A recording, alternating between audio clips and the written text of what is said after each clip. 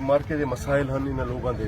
आबादी के ना इधर पानी के मसाइल हैं इन्होंने निकासी कोई है अस एसी साहब को मिन्नत की है कि आओ सारे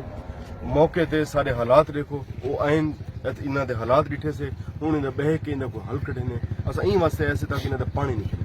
शुक्रिया ये पोजीशन है रात इन्ना सुन सकते हैं मच्छर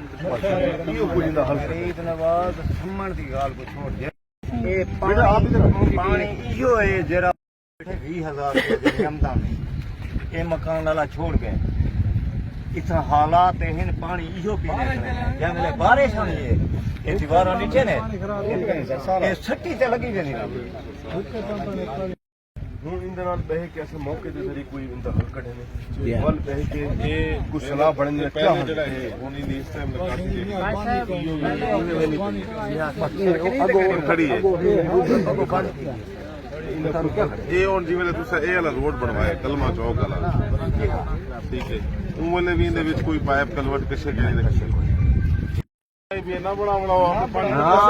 सर इन लोगों दा एक गलती थई है एक मिनट से उन वाले गलती थई है इन्हें एतमाद कर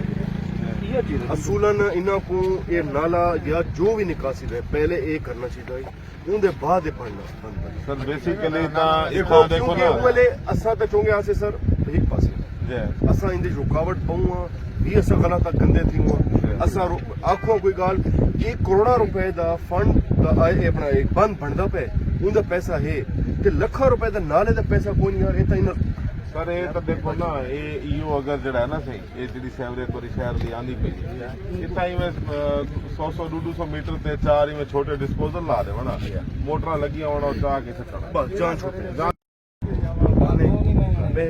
कमिश्नर साहब ने समझे ना दूसरी गाल करो नई गाल ये कुछ प्रोसेस देखो ना